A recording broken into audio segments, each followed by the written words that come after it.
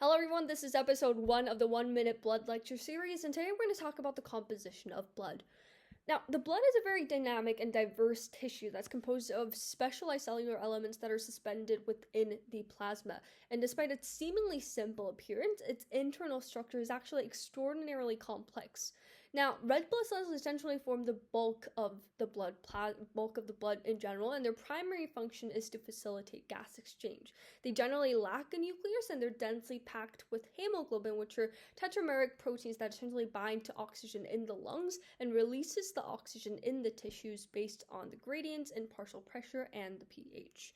Next, we have white blood cells or leukocytes, and they form the foundation of the immune system. And these are subdivided into granulocytes, which are composed of neutrophils and eosinophils, and then agranulocytes, which are composed of lymphocytes or the monocytes, or essentially white blood cells that we know better, I think. And they essentially patrol the bloodstream and then also respond to infections, inflammations, and other malignancies in general.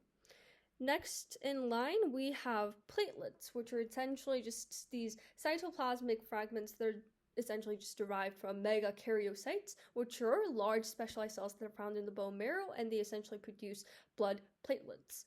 And these platelets generally adhere to damaged endothelium, and they release signaling molecules that essentially initiate a stage of hemostasis through clot formation. And next in line, we have the plasma, which is essentially the liquid part of the blood, and it constitutes roughly 55% of the total blood volume, so it definitely constitutes a bulk of the blood as we see it.